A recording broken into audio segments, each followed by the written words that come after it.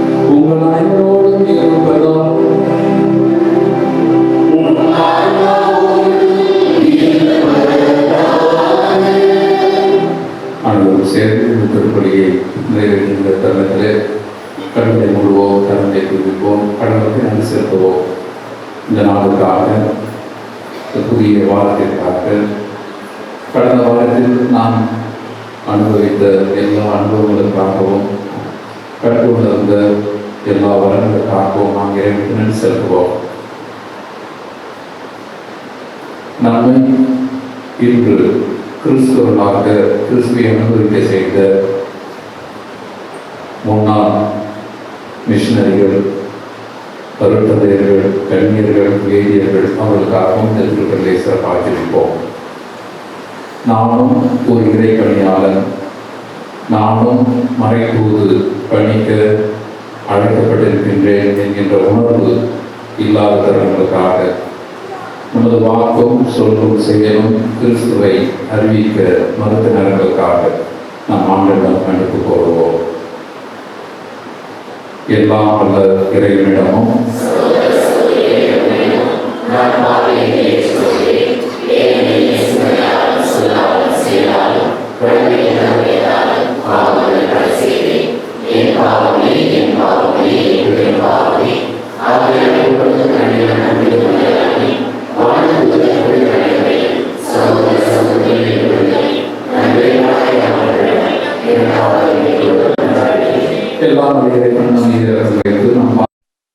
நம்மை முடிவுள்ள வாழ்வுக்கு அழைத்து செல்வாராக.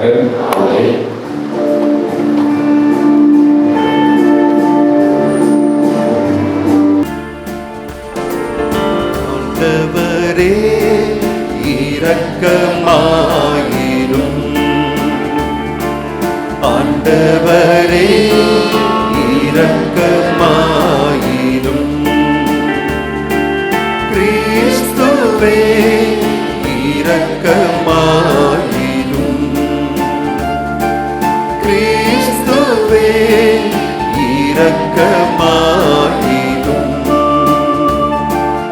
ஆண்டவரே இரக்கமாயிரும். ஆண்டவரே இரக்கமாயிரும்.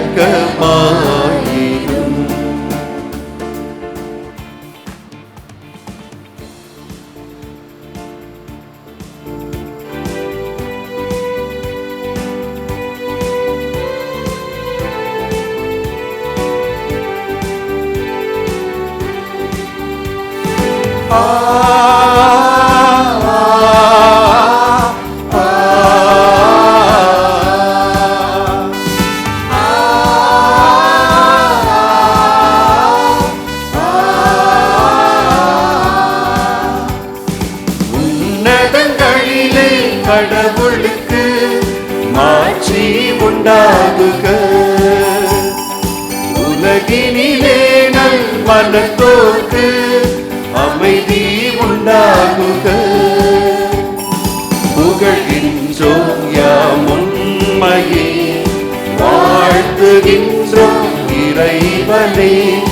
உமக்கு ஆராதனை புரிந்து உம்மை மாட்சிப்படுத்துகின்றோம் யாம். உமது மேலான மாட்சியின் பொருட்டு உமக்கு நன்றி கூறுகின்றோம்.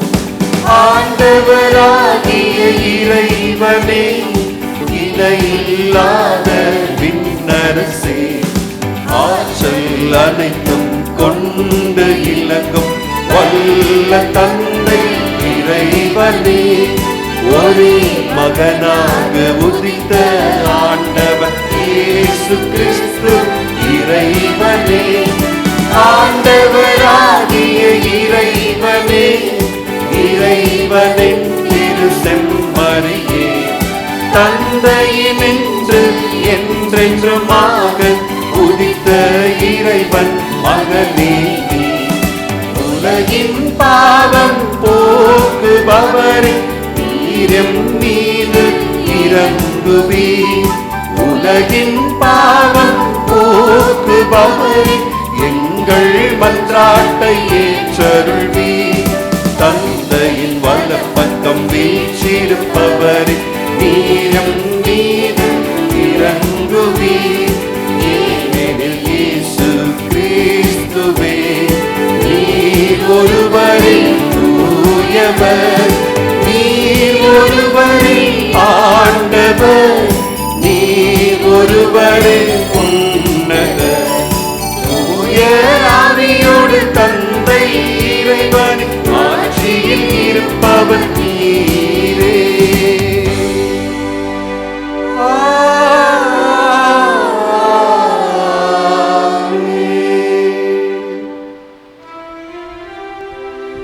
மன்றாடுவோமாக.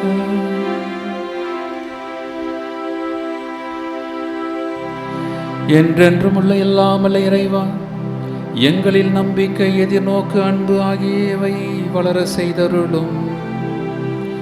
அதனால் நீர் கட்டளையிடுவதை நாங்கள் அன்பு செய்யவும், நீர் வாக்களிப்பதை நாங்கள் பெற்றுக்கொள்ளவும் தகுதி பெறுவோமாக.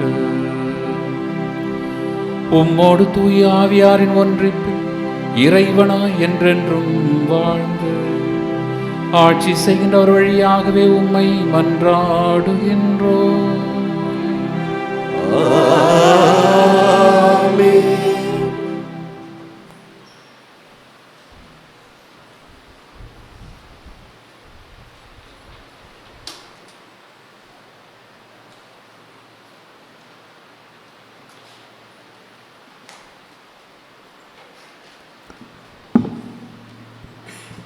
முதல் வாசக முன்னுரை. இன்றைய முதல் வாசகத்தில் பாரவோன் அடிமைத்தனத்தில் அல்லலுற்ற தன் மக்களை இறைவன் மோசேயின் தலைமையில் ஒன்றிணைத்து பாலும் தேனும் பொழியும் கானான் நாட்டிற்கு அழைத்து வந்தார். அழைத்தவர் விடுவித்த கட்டளையை மறந்தார்கள். அவர்களுக்கும் புதுவாழ்வு தர இறைவாக்கினர் எரேமியாவை அழைத்தார். அழுகையோடு அவர்கள் திரும்பி வருவார்கள். ஆறுதல் அளித்து அவர்களை நான் அழைத்து வருவேன் என்று கூறும் நம் கடவுள் நம்மை ஆதரித்து வழிநடத்தும் உண்மை தந்தை இந்த நம்பிக்கை தரும் வார்த்தைகளுக்கு கவனமுடன் செவி கொடுப்போம்.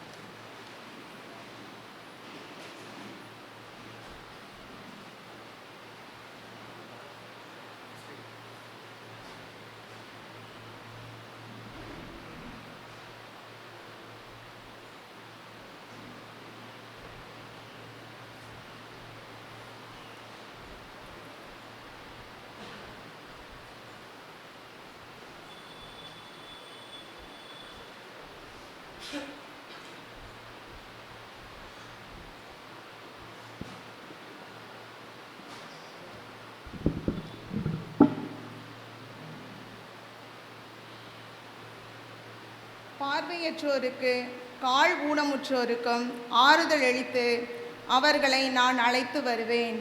இறைவாக்கினர் எரேமியா நூலிலிருந்து வாசகம். அதிகாரம் 31, இறை திருவசனங்கள் 7-9 முடிய. ஆண்டவர் கூறுகிறார், யாக்கோபை முன்னிட்டு மகிழ்ந்து பாடுங்கள், மக்களின தலைவனை குறித்து ஆர்ப்பரியுங்கள், முழக்கம் செய்யுங்கள், புகழ் பாடுங்கள். ஆண்டவர் இஸ்ரேலில் எஞ்சியோராகிய தம் மக்களை மீட்டருளினார் என்று பறைசாற்றுங்கள். இதோ வடக்கு நாட்டிலிருந்து அவர்களை நான் அழைத்து வருவேன். மண்ணுலகின் கடை எல்லைகளில் நின்று அவர்களை கூட்டிச் சேர்ப்பேன். அவர்களுள் பார்வையற்றோரும் கால் ஊனமுற்றோரும் கருவுற்றோரும் பேறுகால பெண்டீரும் அடங்குவர். பெரும் கூட்டமாய் அவர்கள் இங்கு திரும்பி வருவர். அழுகையோடு அவர்கள் திரும்பி வருவார்கள். ஆறுதல் அளித்து அவர்களை நான் அழைத்து வருவேன். நீரோடைகள் ஓரமாக அவர்களை நான் நடத்தி செல்வேன். இடறி விழாதவாறு சீரான வழியில் அவர்களை நடக்கச் செய்வேன். ஏனெனில் நான் இஸ்ரேலின் தந்தை, எப்ராயிமோ என் தலைப்பிள்ளை. இது ஆண்டவர் வழங்கும் அருள்வாக்கு. இறைவனுக்கு நன்றி. நாம் அனைவரும் சேர்ந்து பாட வேண்டிய பதிலுரை பாடல் திருப்பாடல் 126.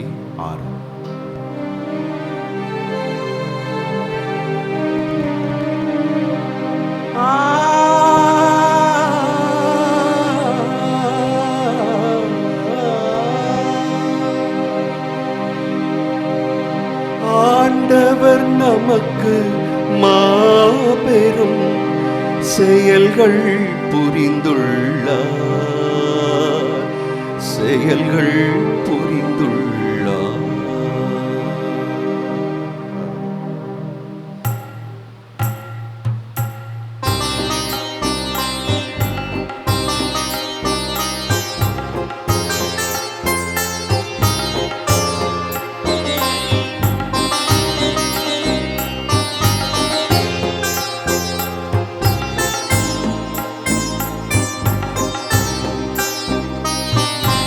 ஆண்டவர் நமக்கு மாபெரும் செயல்கள் புரிந்துள்ளார், செயல்கள் புரிந்துள்ளார். ஆண்டவர் நமக்கு மாபெரும் செயல்கள் புரிந்துள்ளார், செயல்கள்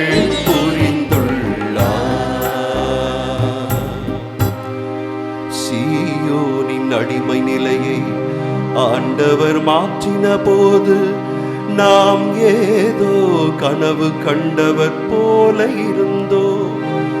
அப்பொழுது நமது முகத்தில் மகிழ்ச்சி காணப்பட்டது, நாவில் களிப்பாரவாரம் எழுந்தது. ஆண்டவர் அவர்களுக்கு மாபெரும் செயல் புரிந்தார் என்று பிற இனத்தார் தங்களுக்குள் பேசிக்கொண்டனர். ஆண்டவர் நமக்கு மாபெரும் செயல் புரிந்துள்ளார், அதனால் நாம் பெருமகிழ்ச்சி அடைகின்றோம், அதனால் நாம் பெருமகிழ்ச்சி அடைகின்றோம்.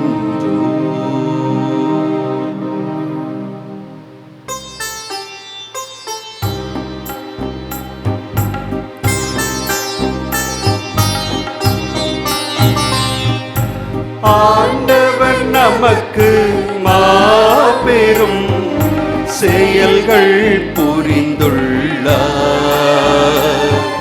செயல்கள் புரிந்துள்ளார். ஆண்டவர் நமக்கு மாபெரும் செயல்கள் புரிந்துள்ளார், செயல்கள் புரிந்துள்ளார். ஆண்டவரே, தென்னாட்டின் வறண்ட ஓடையை நீரோடையாக வான்மழை மாற்றுவது போல எங்கள் அடிமை நிலையை மாற்றி அருளும். கண்ணீரோடு விதைப்பவர்கள் அக்களிப்போடு அறுவடை செய்வார்கள். விதை எடுத்து செல்லும் போது அழுகையோடு செல்கிறார்கள், அரிகளை சுமந்து வரும்போது அக்களிப்போடு வருவார்கள்,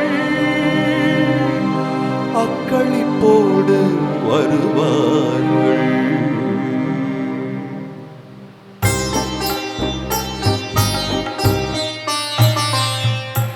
ஆண்டவர் நமக்கு மாபெரும் செயல்கள் புரிந்துள்ளார், செயல்கள் புரிந்துள்ளார். ஆண்டவர் நமக்கு மாபெரும் செயல்கள் புரிந்துள்ளார், செயல்கள் புரிந்துள்ளார்.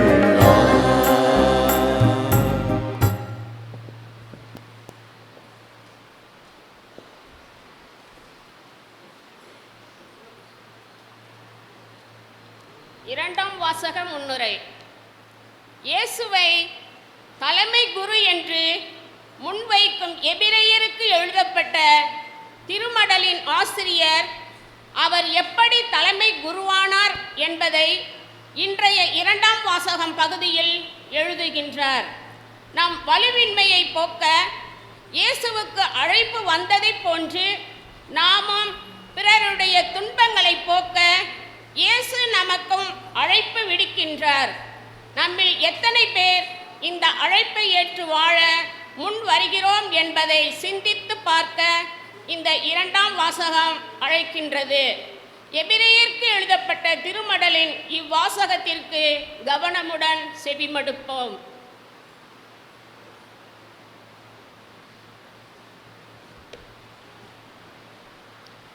இரண்டாம் வாசகம்.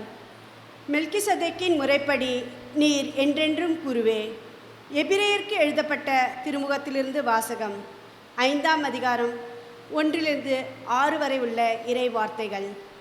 சகோதர சகோதரிகளே, தலைமை குரு ஒவ்வொருவரும் மனிதரிடமிருந்து தேர்ந்தெடுக்கப்பட்டு பாவங்களுக்கு கழுவாயாக காணிக்கைகளையும் பலிகளையும் செலுத்துவதற்காக மக்கள் சார்பாக கடவுள் முன் பணிபுரிய ஏற்படுத்தப்படுகிறார். அவர் தாமே வலுவின்மைக்கு ஆளாகி இருப்பதால் அறியாமையில் இருப்போருக்கும் நெறி தவறி நடப்போருக்கும் பரிவு காட்டக்கூடியவராய் இருக்கிறார். அவர் மக்களுடைய பாவத்திற்கு கழுவாயாக பலி செலுத்துவது போல தம் வலுவின்மையின் பொருட்டு தமக்காகவும் பலி செலுத்த கடமைப்பட்டிருக்கிறார். மேலும் யாரும் இம்மதிப்புக்குரிய பணியை தாமே தேர்ந்து கொள்வதில்லை. ஆரோனுக்கு வந்தது போன்று கடவுளிடமிருந்தே அழைப்பு வர வேண்டும். அவ்வாறே கிறிஸ்துவும் தலைமை குருவாக தம்மையே உயர்த்தி கொள்ளவில்லை. நீர் என் மைந்தர், இன்று நான் உம்மை பெற்றெடுத்தேன் என்று அவரிடம் கூறியவரே இந்த மேன்மையை அவருக்கு அளித்தார். இவ்வாறே மற்றொரிடத்தில் மெல்கிசதேக்கின் முறைப்படி நீர் என்றென்றும் குருவே என்றும் கூறப்பட்டுள்ளது. ஆண்டவரின் அருள்வாக்கு. இறைவனுக்கு நன்றி.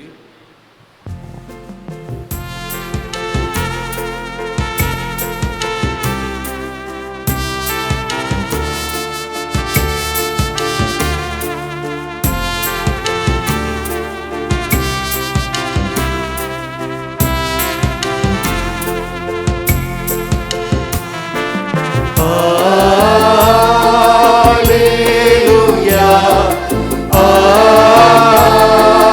Alleluia.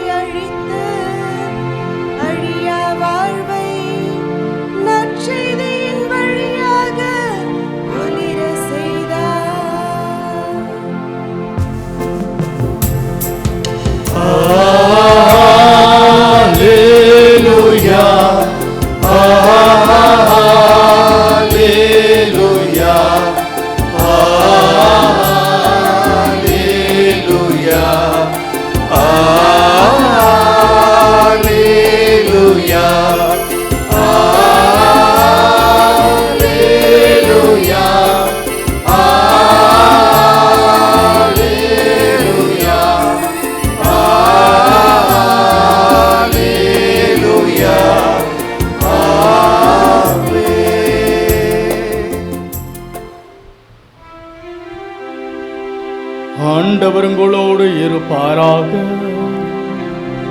உம் ஆன்மாவோடும் இருப்பாராக. மார்க்கு எழுதிய தூய நற்செய்தியிலிருந்து வாசகம். ஆண்டவரே, மாற்றி உமக்கே.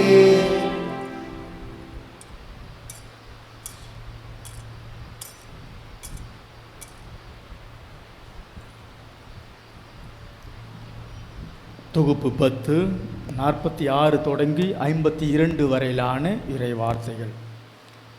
அக்காலத்தில் இயேசுவும் அவருடைய சீடரும் எரிகோவுக்கு வந்தனர்.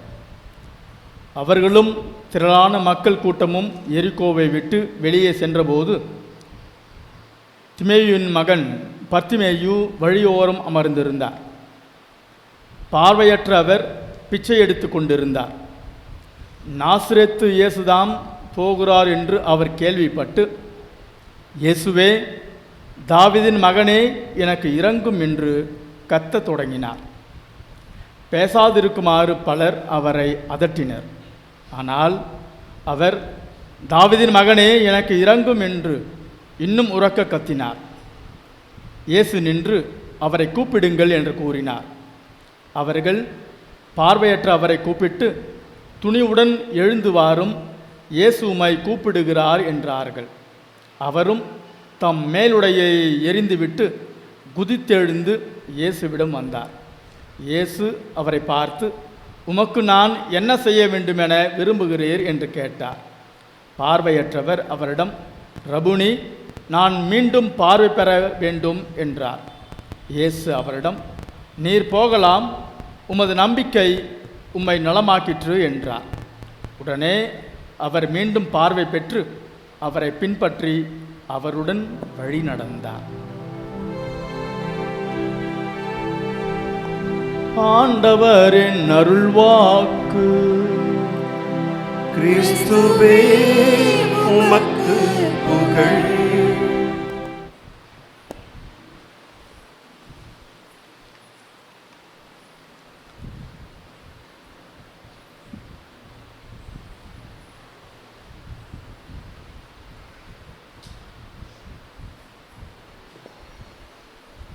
இரவு கழிந்து காலை உதயமாகிவிட்டது எப்பொழுது என்கின்ற இந்த கேள்விக்கு பல்வேறு பதில்கள் கிடைத்தன. எப்பொழுது பொழுது விடிந்தது. இப்போ கூட உங்களை இந்த கேள்வியை கேட்டால் நீங்கள் பல பதில் சொல்வீர்கள். நீங்கள் பதில் சொல்ல தேவையில்ல, மனசில் நினச்சிங்க, எப்போ பொழுது வெடியது. சிலருக்கு கோழி கூவும்போது, சிலருக்கு மக்கள் சத்தம் கேட்கின்ற போது அல்லது பறவைகளுடைய சத்தம் கேட்கின்ற போது நம்ம பல்வேறு காரணங்களை நாம் சொல்லலாம். ஆனால் இந்த கேள்வியை கேட்ட அந்த குரு என்ன பதில் சொல்கின்றார் என்றால், எப்பொழுது பிற மனிதரை, நம்மோடு வாழ்ந்து கொண்டிருக்கின்ற பிற மனிதரை கடவுளின் மகனாக மகளாக நாம் காணுகின்றோமோ அப்பொழுதுதான் பொழுது விடிந்தது என்று பொருள். நம்மோடு வாழ்கின்றவர்களை கடவுளின் மகனாக கடவுளின் மகளாக நாம் எப்பொழுது காணுகின்றோமோ அப்பொழுதுதான் பொழுது விடிந்தது என்பது பொருள் என்கின்ற பதிலை அவர் சொல்லுகின்றார். நம்முடைய வீட்டில் இருக்கிறவங்களையும் எப்போது யோசித்து பார்ப்போம். அது தாயாக இருக்கலாம், தகப்பனாக இருக்கலாம், உடன் பிறந்தோராக இருக்கலாம், பிள்ளைகளாக இருக்கலாம். என்றைக்காவது நாம் அவர்களை கடவுளின் மகனாக கடவுளின் மகளாக நாம் கண்டு பாவித்திருக்கின்றோமா? கிறிஸ்துவில் அன்பு நிறை சகோதர சகோதரிகளே, காணுதல், பார்த்தல், நோக்கல், இது எல்லாம் நமது மனித வாழ்வினுடைய அடிப்படையாக அமைகின்றது. நம்ம பார்க்கறது தான் அடிப்படை. நாம் பார்க்கின்ற அந்த பார்வை, நம்முடைய நோக்கு, இது நம்முடைய வாழ்க்கையை மட்டும் அனுபவிப்பதற்கோ அல்லது ஆக்குவதற்கோ அல்லது எனக்கென ஒரு சில கருத்தியல்களை வைத்திருப்பதற்கோ மட்டுமல்ல, மாறாக பிறரோடு வாழ்வதற்கு. நாமும் மனிதர்கள் பிறரோடு வாழ அழைக்கப்பட்டிருக்கின்றோம் என்கின்ற ஒரு உணர்வினை ஆக்கப்பூர்வமாக நாம் பார்க்கின்ற பார்வையில் அமைந்திருக்கின்றது என்பதை நாம் புரிந்து கொள்ள அழைக்கப்படுகின்றோம். நாம் பார்க்கின்ற பார்வையினால்தான் பிறரை ஏற்றுக்கொள்கின்றோம். பிறரோடு உறவு கொள்கின்றோம், பிறரை குறித்து அக்கறை கொள்கின்றோம். ஒருவேளை நாம் கண்மூடி இருந்தால் பிறர் மீது இருக்கின்ற அந்த அக்கறை, இது நமது குடும்பத்தில் நடக்கும். நீங்கள் பக்கத்து வீட்டுக்கெல்லாம் போயிடாதீங்க. இப்போது உங்கள் வீட்டை மட்டும் நினைத்து பாருங்கள். என்னோடு சிந்திக்கின்ற போது, தியானிக்கின்ற போது உங்கள் வீட்டை மட்டும் இப்போ நினைங்க. பக்கத்து வீட்டுக்கு போயிடாதீங்க, எதிர் வீட்டுக்கு போயிடாதீங்க, இல்லை உங்கள் சொந்தக்கார வீட்டுக்கு போயிடாதீங்க. உங்களுடைய குடும்பத்தை பற்றி நினையுங்கள். நாம் எப்பொழுது பிறரை பார்க்க, காண, புரிந்து கொள்ள முற்படவில்லையோ அந்த வீட்டில் என்னென்ன பிரச்சனைன்னு உங்களுக்கு தெரியும். இந்த கண்டு கொள்ளாமல் இருப்போம், பார்த்து கொள்ளாமல் இருப்போம். அங்கே தான் பிரச்சனைகள் அதிகமாகக்கூடிய தருணங்கள் ஏராளம். எனவே இது அகத்தையும் குறிக்கும், புறத்தையும் குறிக்கும். நம்முடைய பார்வை அகப்பார்வையும் குறிக்கும், அதே போல் புற பார்வையும் புரியுதுன்னு நினைக்கிறேன் நான் சொல்கிறது. நாம் பார்க்கின்ற இந்த கண்களால் மட்டுமல்ல, மாறாக நமது மனத்தினாலும் நாம் பிறரை பார்க்கலாம், இதயத்தினாலும் பிறரை நாம் பார்க்கலாம், இதயத்தினாலும் பிறருக்கு நாம் செவி கொடுக்கலாம் என்பதுதான் பொருள். எனவே இந்த ஒரு நிலை, நான் பிறரோடு வாழ்ந்து கொண்டிருக்கின்றேன், இந்த ஒரு அனுபவம் முக்கியமாக நமக்கு கிறிஸ்துவர்களுக்கு அடிப்படையாக அமைகின்றது என்பதை இந்த நாளிலே கோடிட்டு காட்ட விரும்புகின்றேன். கிறிஸ்துவில் அன்பினரை சகோதர சகோதரிகளே, பல்வேறு எண்ணங்களோடு நீங்கள் இந்த ஆலயத்திற்கு வந்திருக்கலாம். தொடக்கத்திலே பல்வேறு வேண்டுதலோடு நீங்கள் வந்திருக்கலாம். திருப்பலி முடிந்து பல்வேறு காரியங்கள் செய்ய வேண்டியிருக்கலாம். எல்லாவற்றையும் ஒரு புறமாக ஒதுக்கி வைத்துவிட்டு இன்றைக்கு நாம் கேட்ட இந்த வாசகத்தின் அடிப்படையிலே என்னோடு சேர்ந்து தயவுசெய்து நீங்களும் தியானிங்கள் என்கின்ற ஒரு அழைப்போடு எனது மறையுரையை தொடங்க விரும்புகின்றேன். இந்த முதல் வாசகம் கடவுளுக்கும் மனிதனுக்கும் உள்ள அந்த உறவினை, ஆழமான அந்த அனுபவத்தினை எடுத்து காட்டியது. ஒரு அசீரிய அடிமைத்தனத்தில் இருந்தபோது இந்த இஸ்ரவேல் மக்கள் எவ்வாறு கடவுளுடைய உடனிருப்பை அவர்கள் அனுபவித்தார்கள், எவ்வாறு கடவுள் அவர்களோடு இருந்தார், அவர்களை கண்டார், அவர்களை பாதுகாத்தார், அவர்களை வழிநடத்தினார் என்கின்ற அந்த ஒரு அனுபவத்தை பதிவு செய்தது இன்றைய முதல் வாசகம். கடவுளுடைய உடன் பயணம், கடவுளுடைய உடன் இருப்பு அவருடைய அனுபவமாக மாறியது. இது ஏதோ வார்த்தையில் அல்ல, அது அவருடைய அனுபவமாக இருந்தது. கடவுள் எங்களோடு இருக்கின்றார், என்னோடு இருக்கின்றார், எனது குடும்பத்தோடு இருக்கின்றார் என்கின்ற ஒரு அனுபவம். இன்றைய வாசகத்தை நாம் சற்று மீண்டுமாக நினைத்து பார்க்கின்ற போது, அவர் தம் மக்களை என்று சொல்கின்ற போது மகனை, மகளை மீட்டருளினார், அழைத்து வருகின்றார், அவர்களை கூட்டி சேர்க்கின்றார். இது மட்டுமல்ல, தனது மக்களிலும் ஒரு சிறப்பு மக்கள் யாரெல்லாம் என்பதனையும் இன்றைய முதல் வாசகம் நமக்கு சுட்டி காட்டுகின்றது. பார்வையற்றோர், செவி கேளாதோர், கால் ஊனமுற்றோர், கருவுற்றோர், பேறுகால பெண்டிரும் இதில் அடங்குவர் என்று சொல்லப்படுகின்றது. அதாவது இஸ்ராயல் மக்களையெல்லாம் அன்பு செய்கின்ற அந்த கடவுள் அதிலும் குறிப்பாக தேவையில் அதிகமாக இருக்கின்ற மகனை, மகளை குறித்து அவர் அக்கறை கொள்கின்றார் என்பதனை இது சொல்லுகின்றது. ஆறுதல் அளித்து அழைத்து வந்த கடவுள் அவர்களை சீரான வழியில் நடக்க செய்கின்றார் ஒரு தந்தையாக. இது ஒரு அனுபவம். கடவுள் நம் ஒவ்வொருவரையும் தனது மகனாக, மகளாக பாவிக்கின்றார். நமது வீட்டில் இருக்கின்ற ஒவ்வொருவரையும் கடவுள் தனது மகனாக, தனது மகளாக பாவிக்கின்றார். இப்பொழுது கேள்வி, நமது மனத்தில் எழ வேண்டிய ஒரு கேள்வி இதுதான். கடவுள் என்னை மகனாக, மகளாக பாவிக்கின்ற போது என்னோடு வாழ்ந்து கொண்டிருக்கின்றவர்களை நான் கடவுளின் பிள்ளைகளாக, கடவுளின் மகனாக, மகளாக பாவிக்கின்றேனா? எனது குடும்பத்திலே அவர்கள் எனது கடவுளின் பிள்ளைகள் என்பதை நான் உணர்கின்றேனா? கிறிஸ்துவில் அன்பு நிறை சகோதர சகோதரிகளே, இத்தகைய ஒரு மனித இறை அனுபவத்தை முழக்கமிடுவதுதான், உறக்க சொல்லுவதுதான் நான் கடவுளின் பிள்ளை, இதோ என்னோடு வாழ்ந்து கொண்டிருக்கின்றவர்களும் கடவுளின் பிள்ளை என்பதனை உறக்க சொல்வதுதான் மறை தூது பணி. இதைத்தான் நாம் இன்றைக்கு விழாவாக கொண்டாடி கொண்டிருக்கின்றோம். இதோ நான் பார்க்கின்றேனே, இதோ நான் காணுகின்றேனே, இதோ மனிதர்கள் போகின்றார்களே, இவர்களும் கடவுளால் படைக்கப்பட்டவர்கள், இவர்களும் கடவுளினுடைய பிள்ளைகள். இதை எனது வாழ்விலே நான் எடுத்து காட்ட வேண்டும். வெறும் சொல்லால் மட்டுமல்ல, எனது வாழ்வினாலே நான் சொல்ல வேண்டும். இதுதான் மறைபரப்பு பணி. ஏதோ ரோட்டில் இயேசு ஜீவிக்கின்றார், இயேசு வாழ்கின்றார், இயேசு இருக்கின்றார் என்று முழக்கமிடுவது மட்டுமல்ல ஒரு மறைபரப்பு பணி. எல்லோரும் இன்றைக்கு கிறிஸ்துவர்களாக மாறிவிடுங்கள் என்று சொல்வது மட்டும் ஒரு மறைபரப்பு பணி அல்ல. மாறாக எனது அன்றாட வாழ்விலே நான் கடவுளின் பிள்ளையாக இருக்கின்றேன், மற்றவர்களும் என்னோடு வாழ்ந்து கொண்டிருக்கின்றவர்களும் கடவுளுடைய பிள்ளைகள் என்கின்ற ஒரு மனப்பக்குவத்தை உறக்க சொல்வது. அதாவது எனது வாழ்விலே அதை அனுபவித்து பிறருக்கு சொல்லுவது, எனது வாழ்விலே அதை அனுபவித்து எனது பிள்ளைகளுக்கு சொல்லுவது, எனது வாழ்விலே அதை அனுபவித்து என்னோடு வேலை செய்கிறவர்களுக்கு சொல்லுவது.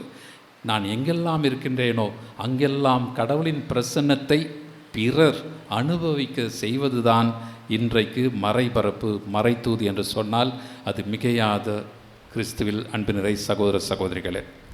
எனவே பெரியவர்களுக்கெல்லாம் தெரியும், அந்த காலத்தில் மிஷன் ஞாயிறுன்னு சொன்னாங்க, பிறகு விசுவாச பரப்புதல் ஞாயிறுன்னு சொன்னாங்க, நற்செய்தி அறிவிப்பு ஞாயிறுன்னு சொன்னாங்க, மறைத்தூது ஞாயிறு என்று சொன்னார்கள், மறைபரப்பு ஞாயிறு என்று சொல்கின்றார்கள். இது எல்லாம் ஒன்று தான். இது எல்லாமே ஒன்று தான். ஒவ்வொரு காலகட்டத்தில் நாம் பல்வேறு பெயர்களை கொடுத்து அழைத்தாலும் இது நமது கிறிஸ்துவ வாழ்வினுடைய ஒரு அச்சாரமாக அமைகின்றது. அதாவது நான் கிறிஸ்துவன் என்பதை பிறரும் அனுபவிக்க வேண்டும். இன்றைய தினத்திலே நாம் சிறப்பு காணிக்கை செலுத்தி இந்த உலகளாவிய மறைத்தூது பணியிலே நாம் பங்கெடுக்கின்றோம். இது திருத்தந்தையினுடைய மறைத்தூது பணியிலே நாமும் பங்கெடுக்கின்றோம் என்பதனை இந்த நாள் நமக்கு அறிவுறுத்துகின்றது. இந்திய திரு அவையும் இந்த நாடும் இந்த மறை மாவட்டமும் இந்த பங்கும் நமது அன்பியங்களும் இந்த ஒரு உன்னதமான பணியிலே நாம் ஈடுபடுகின்றோம் என்பதனை இது வெளிக்காட்டுகின்றது. ஏனெனில் தேவையில் இருக்கின்ற திரு அவைக்கு நாமும் உதவி செய்ய வேண்டும். அதாவது நமது அனுபவத்தின் வழியாக பிறரும் இந்த அனுபவத்தை பெற வேண்டும் என்கின்ற எண்ணத்தை இது நமக்கு உருவாக்குகின்றது. கிறிஸ்துவில் அன்பினரை சகோதர சகோதரிகளே, இந்த ஒரு உன்னதமான பணியிலே பங்கெடுக்கின்ற உங்களை நான் பாராட்டுகின்றேன். நீங்களும் கிறிஸ்துவை பிறருக்கு அறிவிக்கின்றீர்கள். உங்களது வாழ்க்கையினாலே, உங்களது நற்செயல்களினாலே, உங்களது காணிக்கைகளினாலே. இதோ இந்த ஆலயம் வளர்வதற்கு, இந்த திரு அவை வளர்வதற்கு உங்களால் முடிந்த உதவிகளையும் நீங்களும் செய்கின்றீர்கள் என்பதை நினைத்து கடவுளுக்கு இன்றைய நாளிலே நன்றி செலுத்துகின்றோம். உங்களது வாழ்வு சிறக்க இந்த திருப்பலியிலேயும் ஜெபிக்கின்றோம். இந்த நாளிலே நாம் இன்றைக்கு நாம் கேட்ட இந்த நற்செய்தியின் அடிப்படையில் சில தெளிவுகளை பெறுவது நல்லது என நான் நினைக்கின்றேன். ரபூனி, நான் மீண்டும் பார்வை பெற வேண்டும். இதுவே இன்றைய நற்செய்தியிலே அந்த குருடனுடைய விருப்பமாகவும் இருந்தது, ஜெபமாகவும் இருந்தது. இந்த ஜெபமும் விருப்பமும் ஏன் நமதாக மாறக்கூடாது? இன்றைக்கு ஏன் அது நமது தனிப்பட்ட விருப்பமாக ஜெபமாக மாறக்கூடாது? கடவுளே, நான் மீண்டும் பார்வை பெற வேண்டும்.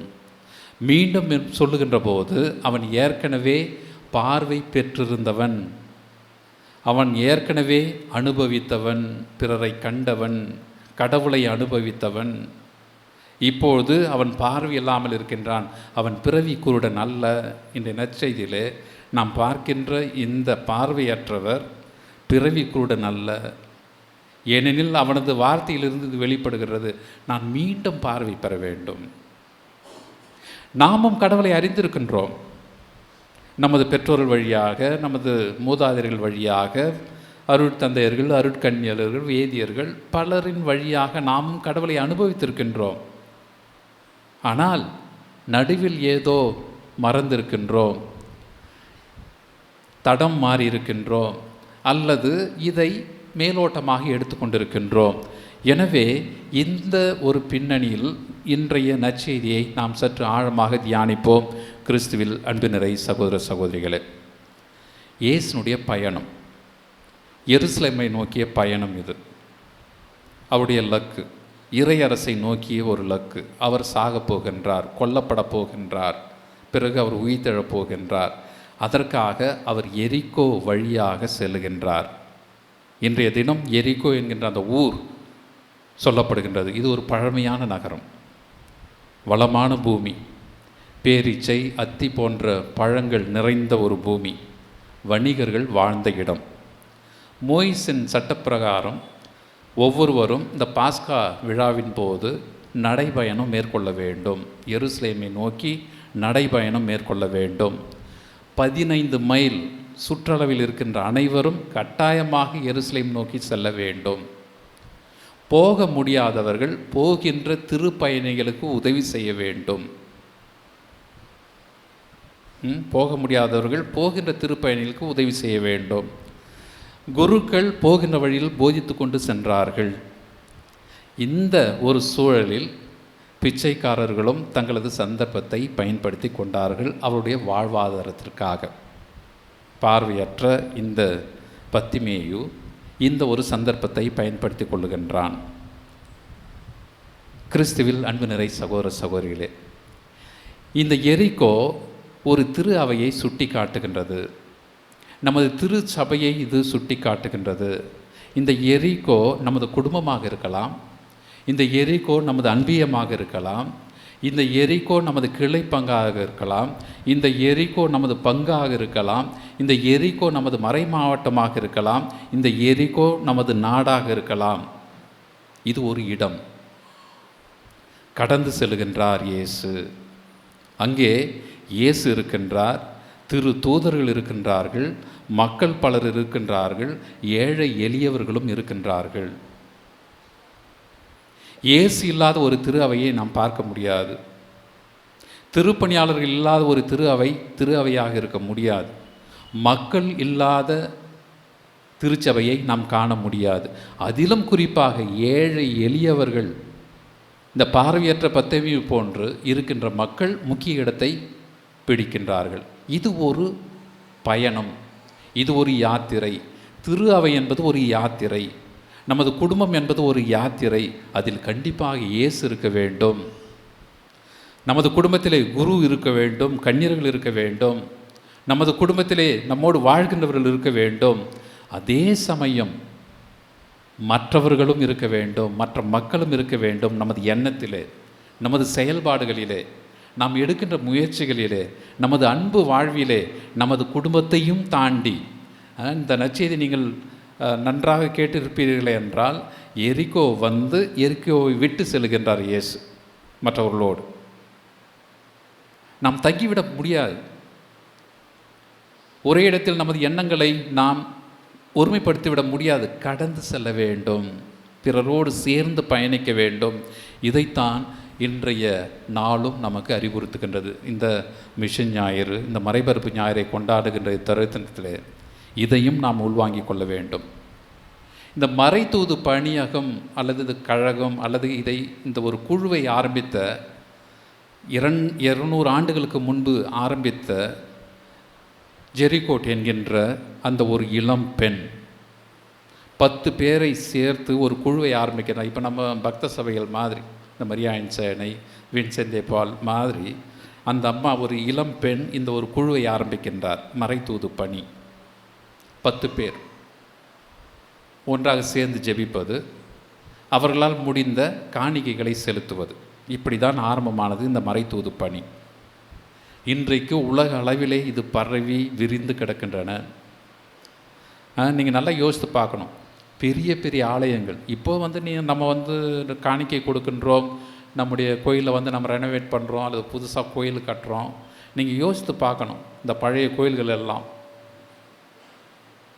எவ்வளவு பிரம்மாண்டமான கோவில்கள், ஆலயங்கள், மருத்துவமனைகள், குருமடங்கள், இதெல்லாம் எப்படி நமக்கு கிடைத்தது?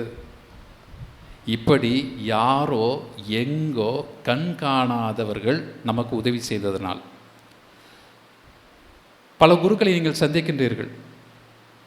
குழந்தை முதல் கடைசி வரை ஒரு குரு இந்த கிறிஸ்துவ மக்களோடு பயணிக்கின்றார். அவருடைய உருவாக்க பணியில் 12 வருடம் 14 வருடம் ஒரு குரு படிக்கின்றார். யார் அவர்களுக்கான செலவினை ஏற்பது? யார் செய்கின்றார்கள்? யாரோ எவரோ கண் தெரியாத மக்கள் எங்கே இருக்கின்ற ஒரு நாட்டிற்கோ உதவி செய்கின்றார்கள். இதை நாம் யோசித்து பார்க்க வேண்டும். இதை நாம் நன்றி உணர்வோடு நினைத்து பார்க்க வேண்டிய இந்த நாள் இது. இப்பொழுது நான் உங்கள் முன்னாடி நான் இருக்கின்றேன் என்று சொன்னால், எனது குருத்துவ எனது குருமட இந்த தயாரிப்பு வாழ்வில் ஏறக்குறைய 12 லட்சங்கள் செலவு செய்யப்படுகின்றன ஒரு குருவாவதற்கு. யார் செய்கின்றார்கள்? அதே போன்று இந்த துறவியனுடைய பணி வாழ்விலும் சரி, நமது வேதியர்களாக இருக்கட்டும். எனவே பல்வேறு நிலைகளில் யாரோ எவரோ நமக்கு உதவி செய்கின்றார்கள். நாமும் பயனாளிகள், பயன் பெற்றவர்கள். மீண்டுமாக நாமும் இந்த ஒரு நல்ல பணியில் ஈடுபட வேண்டும் என்பதைத்தான் இன்றைய நாள் நமக்கு அறிவுறுத்துகின்றது. நம்மையும் தாண்டி, நமது குடும்பத்தையும் தாண்டி, நமது அன்பியத்தையும் தாண்டி, நமது பங்கையும் தாண்டி நமது எண்ணங்கள் செல்ல வேண்டும். மற்றவர்களை குறித்த ஒரு எண்ணம், மற்றவர்கள் நன்றாக இருக்க வேண்டும் என்கின்ற ஒரு எண்ணம். எனவே இதை நாம் இப்பொழுது மனத்தில் இருத்திக் கொள்வோம். நீங்களும் நானும் பயணம் செய்கின்றவர்கள். நீங்களும் நானும் இந்த பயணத்தில் இயேசுவை சந்திக்கின்றவர்கள், பிறரை சந்திக்கின்றவர்கள். நீங்களும் நானும் பயனாளிகள். பயணிகள் மட்டுமல்ல, பயனாளிகள். பிறரும் நம்மால் பயனடைய வேண்டும் என்று விரும்ப வேண்டும் என்கின்ற எண்ணத்தை உங்களுடைய மனத்திலே இருத்தி கொள்ளுங்கள். கிறிஸ்துவில் அன்பு நிறை சகோதர சகோதரிகளே, இயேசுவும் பத்திமேயும் இப்பொழுது உங்களுக்கும் இயேசுவுக்கும் உள்ள ஒரு தனிப்பட்ட ஒரு உறவு, தனிப்பட்ட ஒரு அழைப்பு.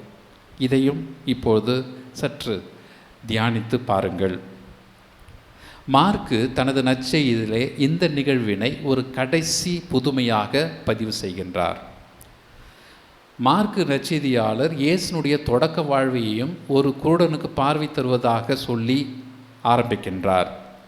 இங்கு பெயர் குறிப்பிடப்படுகின்றது பத்திமேயு. இவன் திமேயுவின் மகன், பார்வையற்றவர், பிச்சை எடுத்து கொண்டிருந்தார். இயேசுனுடைய தனி கவனம் அவன் மீது செலுத்தப்படுகின்றது. காரணம், மோய்சனின் சட்ட பிரகாரம் கடவுளின் பெயரால் பார்வையற்றவர்கள் காக்கப்பட வேண்டும். லேவியர் புத்தகத்திலே செவிடர்களை பழிக்கக்கூடாது, பார்வையற்றோருக்கு இடரலாக இருக்கக்கூடாது. இணைச்சட்ட நூல் புத்தகத்திலே தவறாக குருடர்களை வழிநடத்துவோர் கடவுளின் தண்டனைக்கு உள்ளாவார்கள் என்று சொல்லப்படுகின்றது. திருப்பாடல் 146 ஆண்டவர் பார்வையற்றோரின் கண்களை திறக்கின்றார், தாழ்த்தப்பட்டோரை உயர்த்துகின்றார். இதைத்தான் இயேசு தனது பொது வாழ்வை ஆரம்பிக்கின்ற போது பார்வையற்றோர் பார்வை பெறுவர் என முழக்கமிட என்கின்ற அந்த ஒரு வாக்கு நமக்கும் இன்றைக்கு ஒரு சவாலாக இருக்கின்றது. பார்வையற்ற அந்த பிச்சைக்காரன் மீண்டும் பார்வை பெறுகின்றான். இந்த பத்திமேயு நீயும் நானும் தான். நமக்கென பல விவரங்கள் இருக்கின்றன.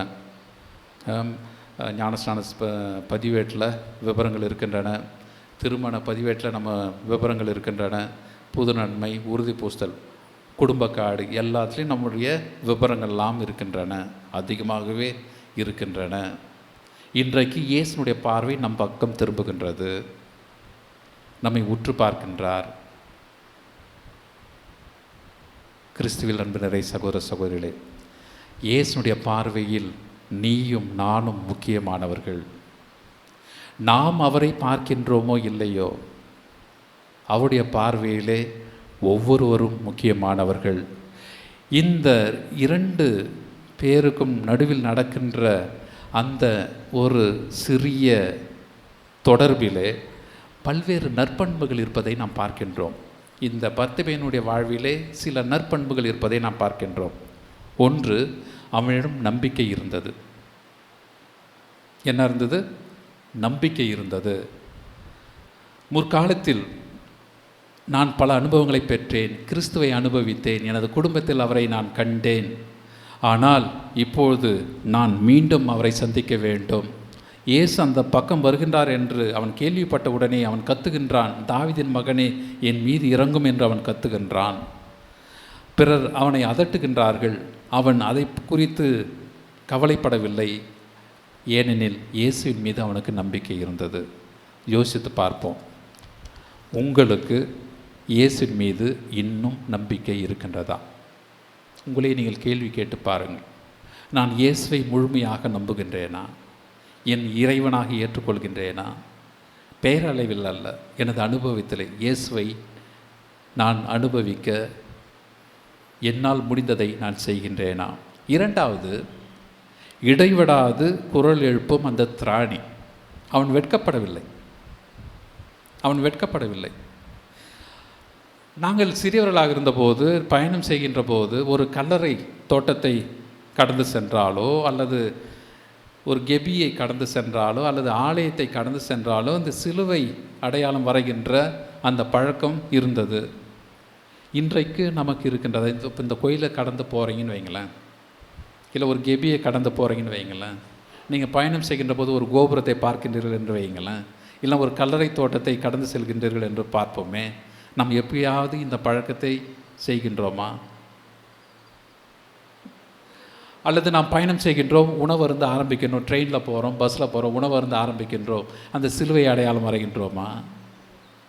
நான் கடவுளுடைய பிள்ளை என்பதை பிறரோடு நாம் பகிர்ந்து கொள்ளும். நீங்கள் ஸ்கூலில் படிக்கிறீங்க, மதிய உணவு வேலை, சாப்பிட ஆரம்பிக்கிறீங்க, நாம் சிலுவை அடையாளம் வரைகின்றோமா? பல நேரங்களிலே வெட்கப்பட்டு கிறிஸ்துவை மறைக்கின்றோம். இதுதான் மறைபரப்பு பணி. கிறிஸ்துவை வெட்கமில்லாமல் நமது செயலின் வழியாக காட்டுவது. இதை தயவு செய்து உங்களது பிள்ளைகளுக்கு சொல்லிக் கொடுங்கள், சொல்லி காட்டுங்கள்.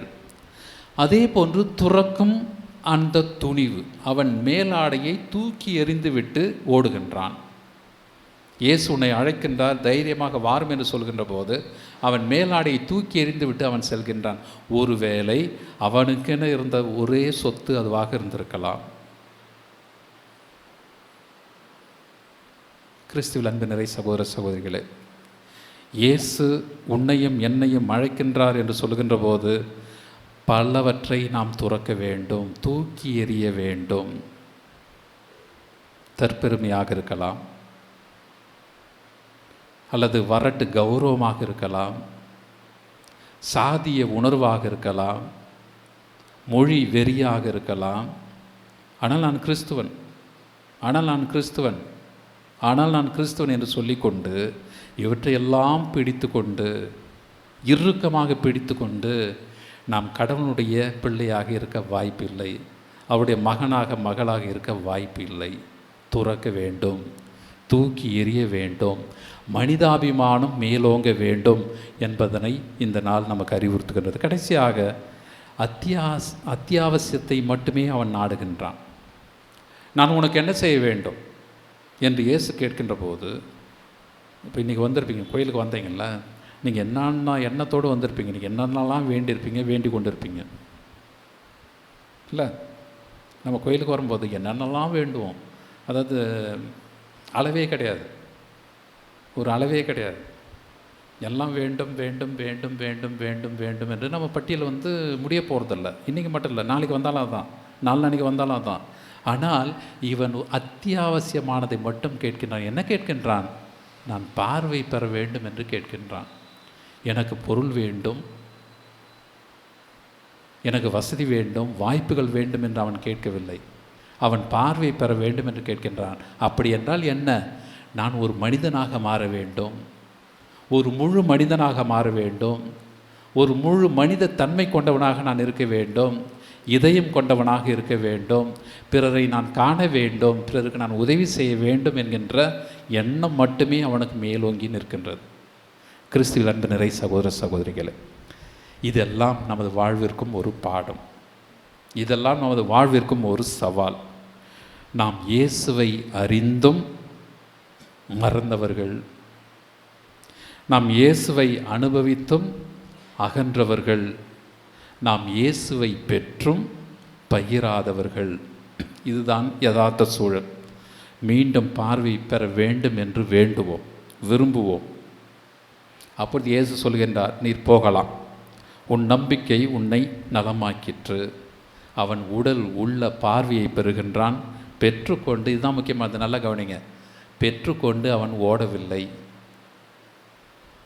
இன்றைய நற்செய்தி வாசகத்தினுடைய கடைசி வரிகள், அவரோடு சேர்ந்து நடக்கின்றான், இயேசுவோடு சேர்ந்து அவனும் நடக்கின்றான். அவன் இயேசுவை அனுபவித்து இயேசுவிடமிருந்து இந்த வரத்தை பெற்றுக்கொண்டு அவன் ஓடிவிடவில்லை. எனது வீட்டுக்கு நான் போக வேண்டும், எனது மனைவியை பார்க்க வேண்டும், அல்லது எனது குடும்பத்தை பார்க்க வேண்டும் செல்லவில்லை. மாறாக அவன் இயேசுவை பின்பற்றுகின்றான். இதுதான் திரு அவை. இயேசுவோடு நடப்பது, பிறரோடு நடப்பது, பிறரோடு சேர்ந்து பயணிப்பது, பிறருக்கு உதவி செய்வது. எனவே கிறிஸ்துவில் அன்பு நிறை சகோதர சகோதரிகளே, இயேசு தன் பணியை குருடனுக்கு பார்வை கொடுத்து தொடங்குகின்றார், முடிக்கும் போதும் பார்வை கொடுத்து முடிக்கின்றார். விடியலை காணாதவர்களாக, பிறரை கடவுளின் மகனாக மகளாக, நம் சகோதர சகோதரிகளாக பார்க்க தவறுகின்ற போது நாமும் குருடர்களே, நாமும் பார்வையற்றோரே. நமது குடும்பத்தில் மனைவியை, கணவனை, உடன்பிறப்பை, பிள்ளைகளை, பெற்றோரை, உற்றார் உறவினரை, அன்பியத்தில் உள்ளவர்களை, இந்த பங்கில் உள்ளவர்களை கடவுளின் மகனாக மகளாக நான் காணாத போது நானும் பார்வையற்றவனே. இயேசுவை நமது மீட்பராக அடையாளம் காண, அனுபவிக்க, பிறரோடு பகிர இயேசுவின் துணையை நாம் நாடுவோம், கூக்குரலிடுவோம், அவரது அழைப்புக்கு செவிமடுப்போம், அவரையே பின்பற்றுவோம், அவரோடு சேர்ந்து வாழ்வோம், பயணிப்போம். இதுவே நற்செய்தி அறிவிப்பு பணி. இந்த ஒரு அறிவிப்பு பணியிலே ஞானஸ்நானம் பெற்ற ஒவ்வொருவரும் மறைத்தூது பணியாளர்களே என்று பாப்பரசர் திரும்ப திரும்ப சொல்லுகின்றார். இது ஏதோ குருக்களுக்கான ஒரு பணி, துறவிகளுக்கான ஒரு பணி அல்ல. ஞானஸ்நானம் பெற்ற ஒவ்வொருவரும் இந்த பணியை செய்ய அழைக்கப்பட்டிருக்கணும். நமது அனுபவத்திலே, நமது வாழ்விலே புனித பிரான்சிஸ் அசிசியார் சொல்லுகின்றார், போதியுங்கள், போதியுங்கள், போதித்து கொண்டே இருங்கள். நல்லா கவனிங்க, போதியுங்கள், போதியுங்கள், போதித்து கொண்டே இருங்கள். தேவைப்படும் போது மட்டும் வார்த்தையை பயன்படுத்துங்கள். தேவைப்படும் போது மட்டும் வார்த்தையை பயன்படுத்துங்கள்.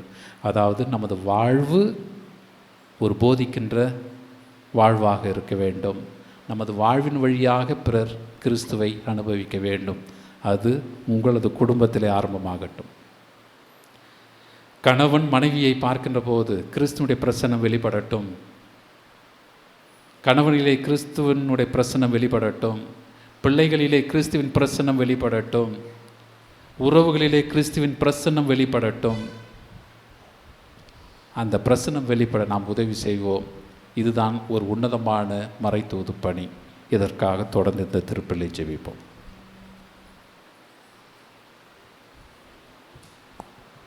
அனைவரும் எழுவோம், நமது விசுவாசத்தை புதுப்பிப்போம்.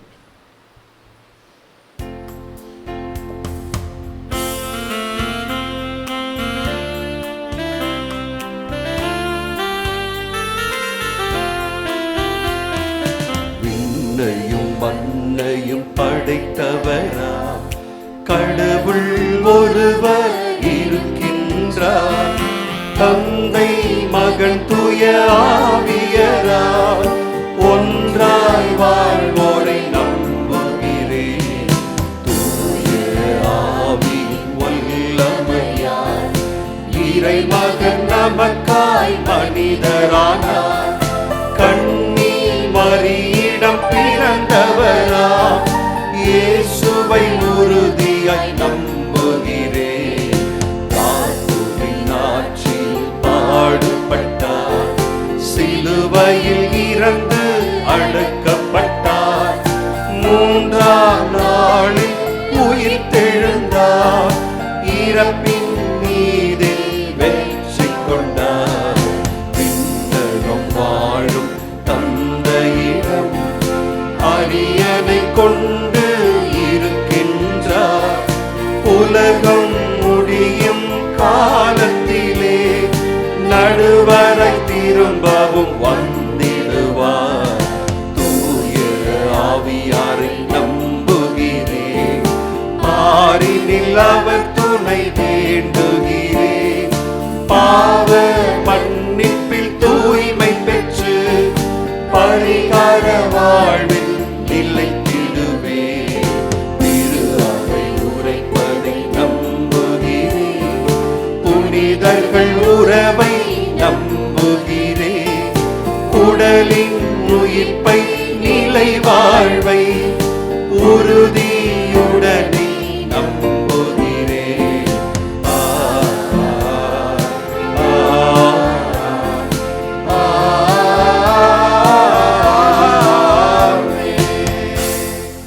திருப்பாடல் 104. ஆண்டவரை தேடுங்கள், உறுதி பெறுங்கள், அவரது திருமுகத்தை என்றும் நாடுங்கள். இது இந்த திருப்பாடல் ஆசிரியனுடைய ஒரு அனுபவம். நாமும் கூட ஆண்டவரை தேடுவோம், உறுதி பெற நமது மன்றாட்டை சமர்ப்பிப்போம்.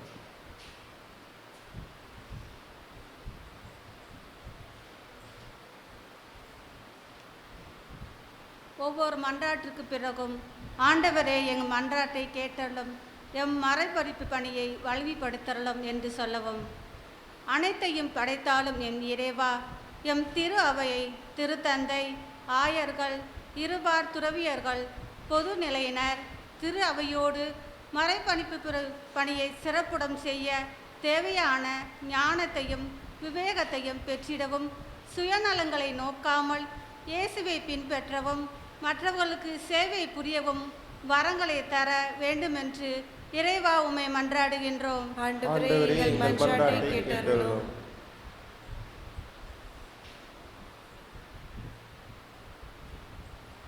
எங்கள் நம்பிக்கையான இறைவா, நமக்கு எதிராக இருப்பவர்களை கடவுள் நம் சார்பாக மாற்றுவார். நம் குடும்பம், நம் நண்பர்கள், ஏன் இந்த உலகமே நமக்கு எதிராக இருந்தாலும் நாம் கடவுளை இறுக பற்றி கொண்டால் அவர் எல்லாவற்றையும் நம் சார்பாக மாற்றி போடுவார் என்ற மேலான நம்பிக்கையும், மேலானதொன்று கிடைக்கும்போது கீழானதை துறக்க வேண்டும் என்ற உயரிய எண்ணங்களை பெற்றிட வேண்டிய வரங்களை தர வேண்டும் என்று இறைவா உம்மை மன்றாடுகிறோம்.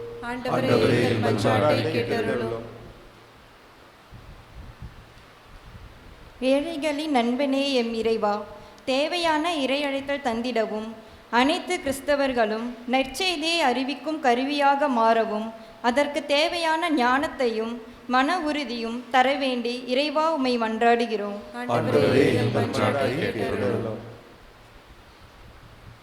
எமக்கு இறங்கும் தாவீதின் மகனே, எம் இறைவா, தொற்று நோயிலிருந்து தாக்கத்திலிருந்து முழுமையாக விடுதலை பெறவும், வருங்காலத்தில் எம் சந்ததியர் நற்சுகமும் மனபலமும் பொருளாதார வளர்ச்சியும் பெற்று இவ்வுலகில் உமது செய்வீரர்களாய் பணி செய்திட அவர்களுக்கு ஞானத்தையும் திடமான நம்பிக்கையும் தர வேண்டும் என்று இறைவா உம்மை மன்றாடுகின்றோம்.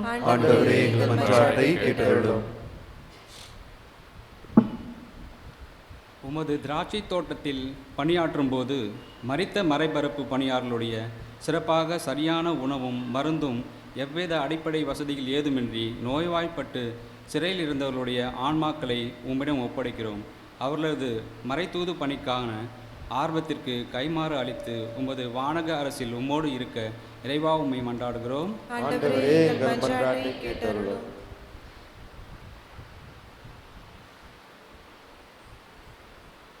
இன்றைய நவீன காலத்தில் உலகில் ஏற்படும் நவீன மாற்றத்திற்கு தங்களையே சுயத்தை இழந்து கலாச்சார சீர்கேடுகள், சமூகத்திற்கு எதிரான தீய சிந்தனைகள், இளமையில் இறை பிரசன்னத்தை உணராமல் எதிர்கால வாழ்வை இழந்த எம் இளையோர், சிறியோர் ஆகிய அனைவரும் கிறிஸ்துவ வாழ்வின் நெறிகளை பின்பற்றி உமது சாட்சிகளாய் வாழ வரமருள வேண்டுமென்று இறைவா உம்மை மன்றாடுகிறோம். நம்ம தனிப்பட்ட கத்திற்காக ஜெபிப்போம், கரங்களை குவிப்போம், கண்களை மூடிய வண்ணமாக நமது குடும்பத்தில் இருக்கின்ற ஒவ்வொருவருக்காகவும் கடவுளுக்கு நன்றி செலுத்துவோம். கடவுளை அனுபவிக்க, கடவுளை தரிசிக்க, கடவுளுடைய உடனிருப்பை நாம் கண்டுணர நம்மோடு வாழ்கின்றவர்கள் இருக்கின்றார்கள். அதற்காக நாம் அவர்களுக்காக நன்றி செலுத்துவோம். பிள்ளைகளே, இப்போது உங்களது பெற்றோர்களுக்காக கடவுளுக்கு நன்றி செலுத்துங்கள். அவர்களுக்காக ஜெபியுங்கள். நற்சுகத்திற்காகவும் குடும்ப முன்னேற்றத்திற்காகவும் பிள்ளைகளுடைய எதிர்காலத்திற்காகவும் அவர்கள் எடுக்கின்ற அனைத்து முயற்சிகளிலும் கடவுளுடன் இருக்க வேண்டுமா ஜெபியுங்கள். பெற்றோரை இந்த நேரத்தில் உங்களது பிள்ளைகளுக்காக, பேர பிள்ளைகளுக்காக சிறப்பாக ஜெபியுங்கள். கடவுளுக்கு நன்றி செலுத்துங்கள். அறிவிலும் ஞானத்திலும் சிறந்து விளங்க வேண்டும்.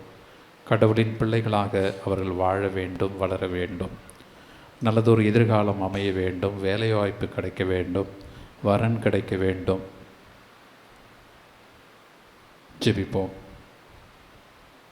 இந்த நேரத்தில் உங்களுக்கு பல்வேறு அருட்சாதனைகள் வழங்கிய குருக்களுக்காக ஜெபிப்போம். ஞானஸ்நானம் கொடுத்தவர்கள், புது நன்மை கொடுத்தவர்கள், உறுதி பூசுதல் கொடுத்த ஆயர், திருமணம் என்கின்ற அருட்சாதனத்தை வழங்கியவர்கள், நமது கிறிஸ்துவ வாழ்விலே பல அருட்தந்தையர்கள், அருட்சகோதரிகள், வேதியர்கள் உதவி புரிந்திருக்கின்றார்கள். அவர்களுக்காக இந்த நேரத்தில் நாம் சிறப்பாக ஜெபிப்போம். நமது குடும்பங்களை கிறிஸ்துவுக்கு அறிமுகப்படுத்திய மிஷனரிகள் அனைவருக்குமாக இந்த நேரத்தை ஜெபிப்போம்.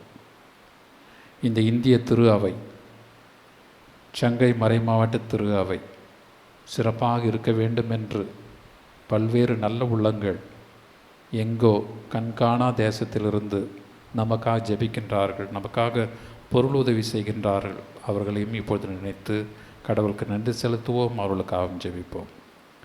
அன்பு தெய்வம் இறைவா, இந்த நேரத்திற்காக இதுங்கு இருக்கின்ற குழந்தைகளுக்காக, சிறுவர் சிறுமியருக்காக, இளையோர் இளம்பெண்களுக்காக, பெற்றோர் பெரியோர்களுக்காக, அருட்சகோதரிகளுக்காக, அருட்தந்தைக்காக உமக்கு நன்றி செலுத்துகின்றோம்.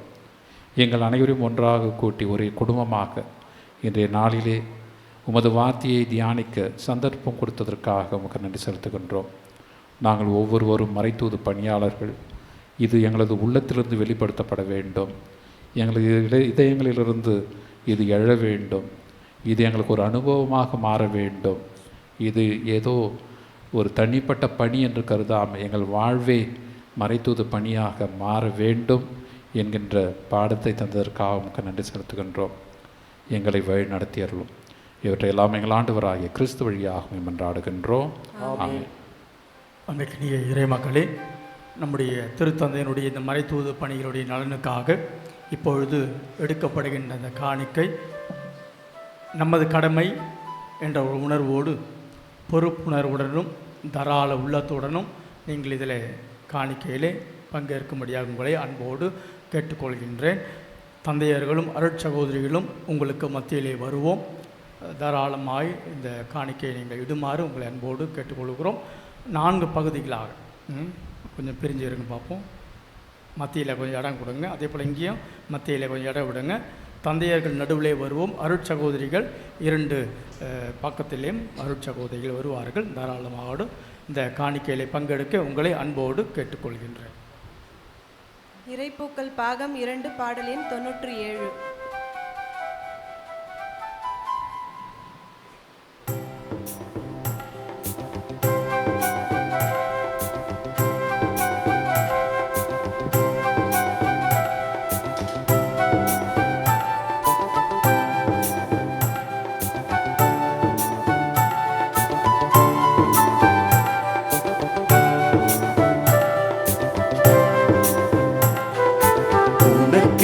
நான் தரும் காணிக்கையை உவப்புடன் ஏற்பாய் என் இறைவா.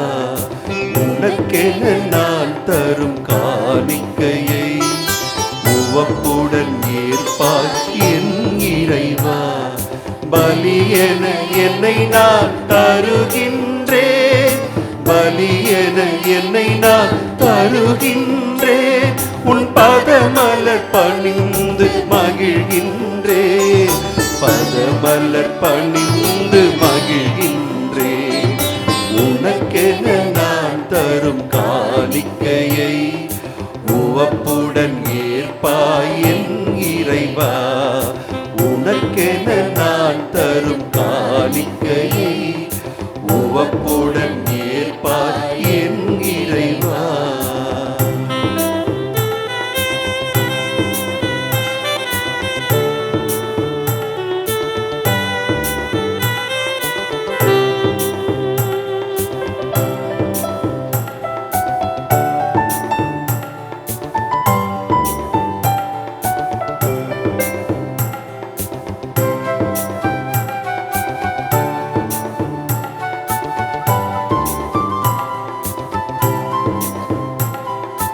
உழைப்பின் கனிது உனக்காக, உன்னருள் கொடைகளின் பலனாக.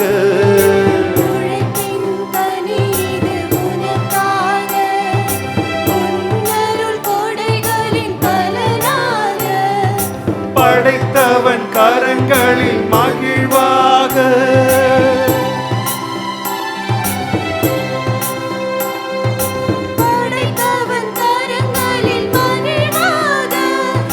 படைப்பினில் சிறந்ததை தருகின்றேன், படைப்பினில் சிறந்ததை தருகின்றேன். உனக்கென நான் தரும் காணிக்கையை உவப்புடன் ஏற்பாய் என் இறைவா. உனக்கென நான் தரும் காணிக்கையை உவப்புடன் ஏற்பாய் என் இறைவா. பலியென என்னை நான் தருகின்றேன், பலியென என்னை நான் தருகின்றேன். உன் பதமலர் பணிந்து மகிழ்கின்றேன், பதமலர் பணிந்து மகிழ்கின்றேன். உனக்கென நான் தரும் காணிக்கையை உவப்புடன் ஏற்பாய் என் இறைவா.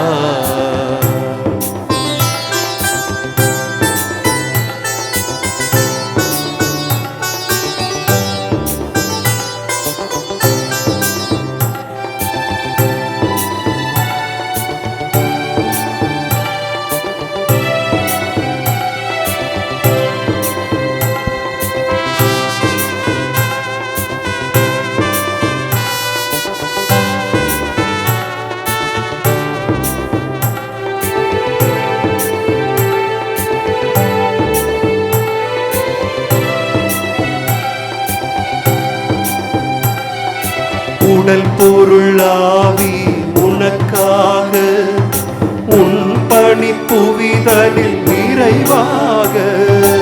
உடல் பொருளாவி உனக்காக உன் பணி புவிதலில் நிறைவாக.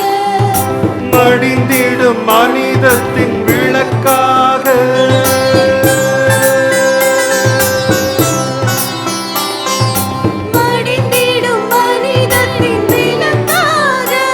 நான் மகிழ்வுடன் என்னையே தருகின்றேன், மகிழ்வுடன் என்னையே தருகின்றேன். உனக்கென நான் தரும் காணிக்கையை உவப்புடன் ஏற்பாய் என் இறைவா. பலியென என்னை நான் தருகின்றேன், பலியென என்னை நான் தருகின்றேன். உன் பதமலர் பணிந்து மகிழ்கின்றேன், பதமலர் பணிந்து மகிழ்கின்றேன். உனக்கென நான் தரும் காணிக்கையை உவப்புடன் ஏற்பாய் என் இறைவா. அன்பு நிறை சகோதர சகோதரி பிள்ளைகளை, என்னுடையதும் உடையதுமான இப்பலி எல்லாம் வல்ல தந்தையாகியவனுக்கு ஏற்றதாகும்படி மன்றாடுங்கள். ஆண்டவர் தமது பெயரின் புகழ்ச்சிக்காகவும் மாட்சிக்காகவும் நமது நன்மைக்காகவும் புனித திருஅவை அனைத்தின் நலனுக்காகவும் உமது கையிலின்றி பலியை ஏற்றுக்கொள்வாராக. ஆண்டவரை மாட்சிக்குரிய உமக்கு நாங்கள் அளிக்கும் காணிக்கையை கண்ணோக்கியருடமை வேண்டுகின்றோம். இவ்வாறு நாங்கள் நிறைவேற்றும் இத்திருப்பணி எங்களை உமது மாட்சிக்கு இட்டு செல்வதாக. எங்கள் ஆண்டவராகிய கிறிஸ்து வழியாக உம்மை மன்றாடுகின்றோம். ஆண்டவர் உங்களோடு இருப்பாராக. உம்மான்மாவோடும் இருப்பாராக. இதயங்களை மேலே எழுப்புங்கள். ஆண்டவரிடம் எழுப்பியுள்ளோம். நம் இறைவனாகிய ஆண்டவருக்கு நன்றி கூறுவோம். அது தகுதியும் நீதியுமானது. ஆண்டவரே தூயவரான தந்தை, என்றும் உள்ள எல்லாம் வல்ல இறைவா, என்னாலும் இவ்விடத்திலும் நாங்கள் உமக்கு நன்றி செலுத்துவது மெய்யாகவே தகுதியும் நீதியுமாகும். எங்கள் கடமையும் மீட்புக்குரிய செயலுமாகும். ஏனெனில் இது எங்களுக்கு மீட்பரை அனுப்பும் அளவுக்கு உலகின் மீது பரிவன்பு கொண்டே அவர் பாவம் தவிர மற்ற அனைத்திலும் எங்களைப் போல இருக்க திருவுளம் கொண்டே இவ்வாறு நீரும் திருமகனிடம் செலுத்திய அன்பை எங்கள் மீதும் செலுத்தினீர். நாங்கள் கீழ்ப்படியாமையால் பாவம் செய்து இழந்து உம்முடைய கொடைகளை அவருடைய கீழ்ப்படிதலால் மீட்டு எங்களுக்கு அருளி. ஆகவே ஆண்டவரே, வானதூதர் புனிதர் அனைவரோடும் நாங்கள் சேர்ந்து உமது பெருமையை பறைசாற்றி அக்களிப்புடன் போற்றுவதாவது: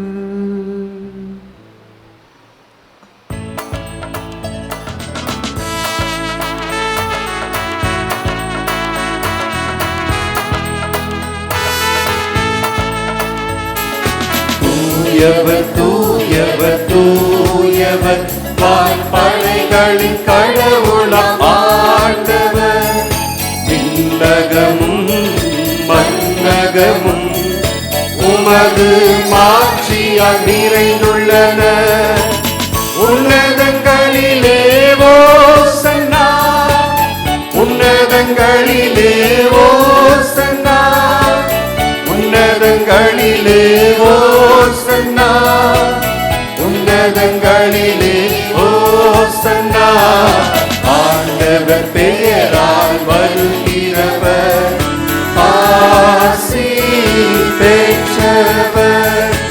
ஆண்டவர் பெயரால் வருகிறவர் ஆசி பெற்றவர். உன்னதங்களிலே ஓசன்னா, உன்னதங்களிலே ஓசன்னா, உன்னதங்களிலே ஓசன்னா, உன்னதங்களிலே ஓசன்னா, உன்னதங்களிலே ஓசன்னா, உன்னதங்களிலே ஓசன்னா, உன்னதங்களிலே ஓசன்னா, உன்னதங்களிலே ஓசன்னா. ஆண்டவரே, நின்மையாகவே தூயவர், தூய்மை அனைத்துக்கும் ஊற்று. ஆகவே உம்முடைய ஆவியை பொழுதை காணிக்கைகளை தூய்மைப்படுத்தமை வேண்டுகின்றோம். இவ்வாறு எங்கள் ஆண்டவர் இயேசு கிறிஸ்துவின் உடலும் இரத்தவுமாக எங்களுக்கு இவை மார்பனவாக. அவர் பாடுபட உளம் கணிந்து தம்மை கையளித்த போது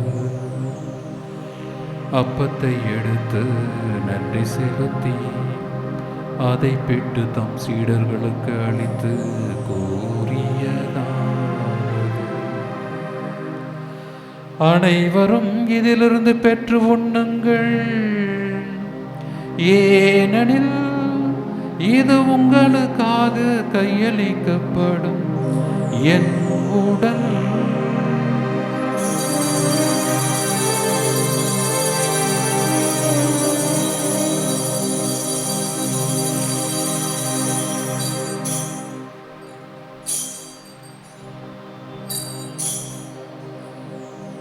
அவ்வண்ணமே இரவு விருந்தை அருந்திய பின் கிண்ணத்தையும் எடுத்து மீண்டும் உமக்கு நன்றி கூறி தம் சீடர்களுக்கு அளித்து அவர் கூறியதாவது: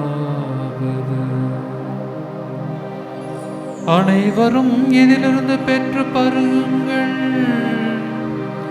ஏனெனில் இது புதிய நிலையான உடன்படிக்கைக்குரிய இரத்தத்தின் கிண்ணம். இது பாவ மன்னிப்புக்கென்று உங்களுக்காகவும் பலருக்காகவும் சிந்தப்படும். இதை என் நினைவாக செய்யுங்கள்.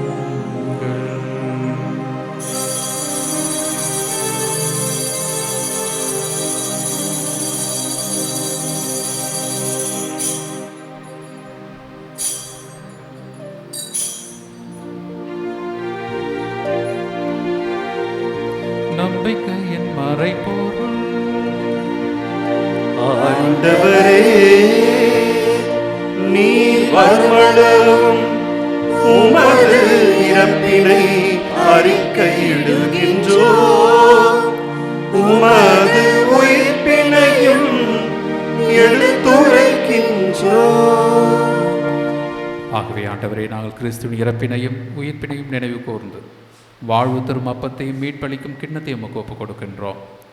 உம் திருமுனின்று உமக்கு ஊழியம் புரிய தகுந்தவர்கள் என எங்களை ஏற்றுக்கொண்டீர். எனவே உமக்கு நன்றி செலுத்துகின்றோம். மேலும் கிறிஸ்துவின் உடலில் பிரத்தத்தினம் பங்கு கொள்ளும் எங்களை தூய ஆவியார் ஒன்று சேர்க்க வேண்டும் என உம்மை தாழ்மையுடன் மன்றாடுகின்றோம். ஆண்டவரே, உலகெங்கும் பரவிருக்கும் திரு அவை நினைவு கூர்ந்தருளும். எங்கள் திருத்தந்தை பிரான்சிஸ், எங்கள் ஆயர் நீதிநாதன், எல்லா திருநிலையினர் ஆகிய அனைவரோடும் உமது திரு அவை அன்பில் நிறைவு பெற செய்தருளும். உயிர்த்தெழும் எதிர்நோக்குடன் தொழில் கொள்ளும் எங்கள் சகோதர சகோதரிகளையும் இறந்தோர் அனைவரையும் இரக்கத்துடன் நினைவு கூர்ந்து உமது திருமுக ஒளியினுள் ஏற்றருளும். எங்கள் அனைவர் மீதும் இரக்கமாயிரும். கடவுளின் கன்னித்தாயான புனித மரியா, அவருடைய அன்பு கணவரான புனித யோசேப்பு, புனித திருத்தூதர்கள், புனித தோமா, இவ்வுலகில் உமக்கு உகந்தவராயிருந்தோர் ஆகிய புனிதர் அனைவருடனும் நாங்கள் நிலைவாழ்வில் பங்கு கொள்ளும் தகுதி பெற்று உம் திருமகன் இயேசு கிறிஸ்து வழியாக உம்மை புகழ்ந்தேத்தும் மரமருள உம்மை மன்றாடுகின்றோம்.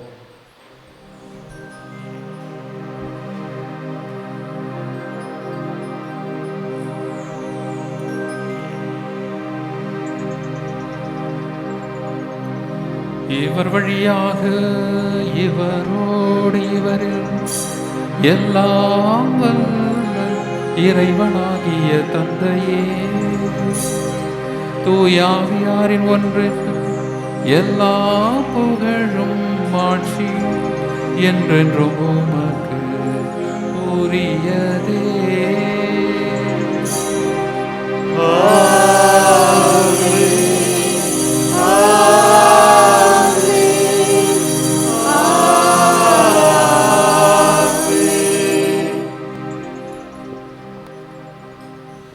மீட்பரின் கட்டளையால் கற்பிக்கப்பட்டு இறை படிப்பினையால் பயிற்சி பெற்ற நாம் துணிந்து பாடுவோம்.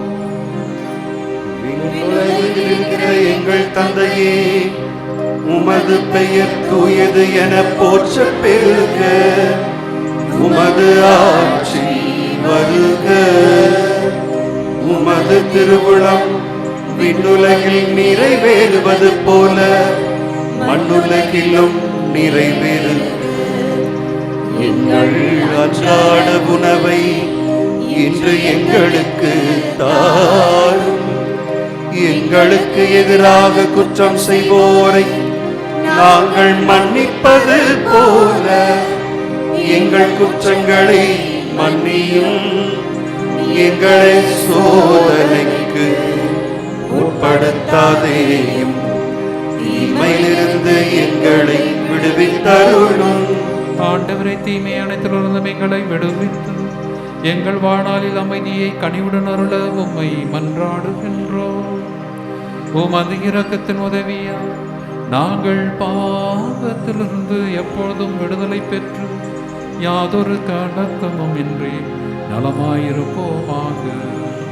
நாங்கள் எதிர்நோக்கி இருக்கும் பேரின்பத்துக்காகவும் எம் மீட்பராகிய இயேசு கிறிஸ்துவின் வருகைக்காகவும் காத்திருக்கின்றோம். ஏனெனில் ஆட்சியும் வல்லமையும் மாட்சியும் என்றென்றும் உமதே. ஆண்டவரே இயேசு கிறிஸ்துவே, அமைதியை உங்களுக்கு விட்டு செல்கின்றேன், என் அமைதியை உங்களுக்கு அளிக்கின்றேன் என்று திருத்தூதர்களுக்கு மொழிந்தீரேன். எங்கள் பாவங்களை பாராமல் உமது திரு அவையின் நம்பிக்கையை கண்ணோக்கி உமது திருவுளத்திற்கு ஏற்ப அதற்கு அமைதியை ஒற்றுமை அளித்தருளீராக. என்றென்றும் வாழ்ந்து ஆட்சி செய்கின்றவர் நீரே. ஆமென். ஆண்டவருடைய அமைதி உங்களோடு என்றும் இருப்பதாக. ஆன்மாவோடும் இருப்பதாக. கிறிஸ்து கொண்ட நிறைய அமைதியை பிறரோடு பகிர்ந்து கொள்வோம்.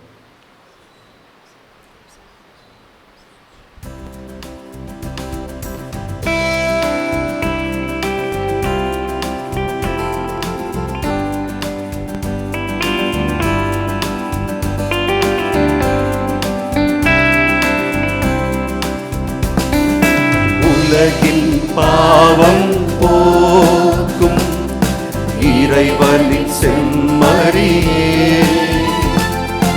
என்மேல் இரக்கம் வையும். உலகின் பாவம் இறைவனின் செம்மறியே எம்மேல் இரக்கம் வையும் உலகின் பாவம் போக்கும் இறைவனின் செம்மறியே எமக்கு அமைதி அருளும்.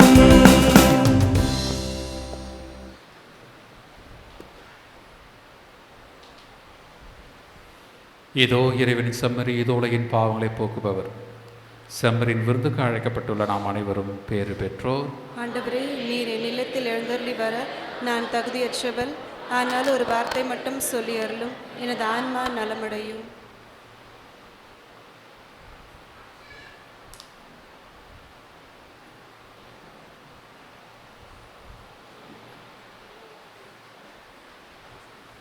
பாடல் எண் 182.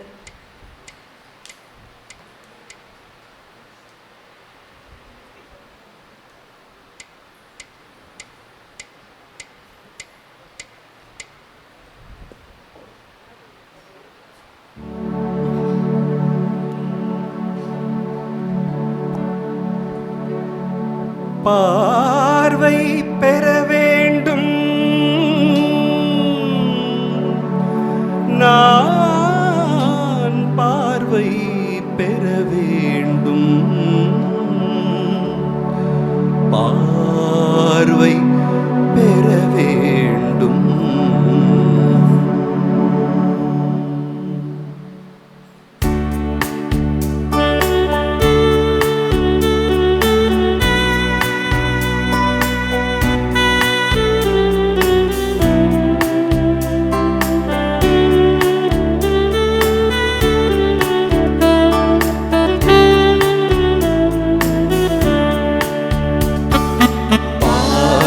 பெற வேண்டும் நான் பார்வை பெற வேண்டும் என் உள்ளம் முன்னொளி பெற வேண்டும் புது பார்வை பெற வேண்டும் நான் பார்வை பெற வேண்டும்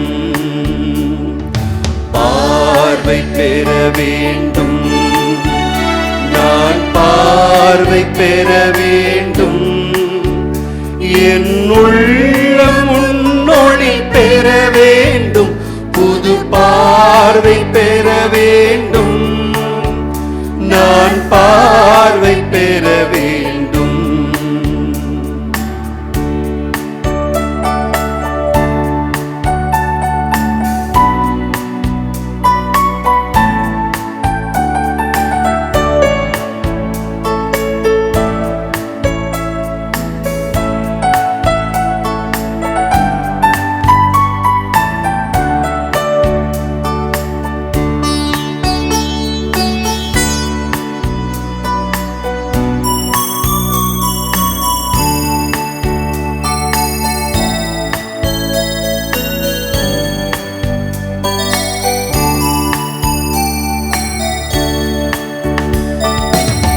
வாழ்வின் தடைகளை தாண்டி எழும் புது பார்வை பெற வேண்டும் வாழ்வின் தடைகளை தாண்டி எழும் புது பார்வை பெற வேண்டும் நாளும் பிறக்கும் முன் வழியை காணும் பார்வை தர வேண்டும்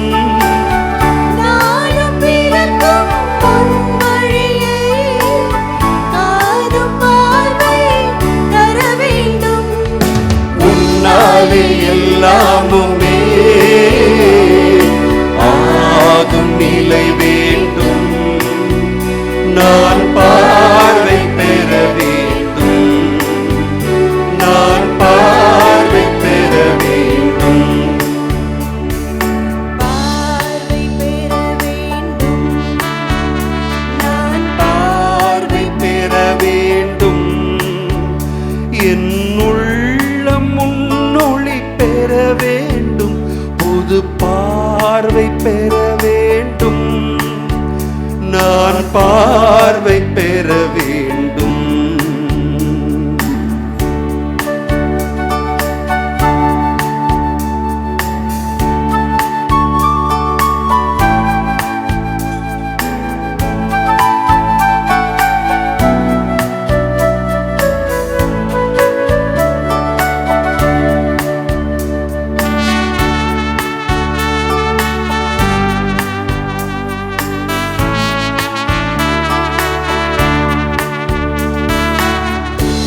நீதி நேர்மை உணர்வுகளை நான் பார்க்கும் வரம் வேண்டும். நீதி நேர்மை உணர்வுகளை நான் பார்க்கும் வரம் வேண்டும். உண்மை அன்பு உயர்ந்திடவே உழைக்கும் உறுதி தர வேண்டும். உண்மை அன்பு உயர்ந்திடவே உழைக்கும் உறுதி தர வேண்டும். எல்லோரும் ஒன்றாகவே வாழ வழி வேண்டும். நான் பார்வை பெற வேண்டும். நான் பார்வை பெற வேண்டும். பார்வை பெற வேண்டும். நான் பார்வை பெற வேண்டும். என் உள்ளம் உன்னொளி பெற வேண்டும். புது பார்வை பெற வேண்டும். நான் பார்வை பெற வேண்டும். நான் பார்வை பெற வேண்டும். நான் பார்வை பெற வேண்டும்.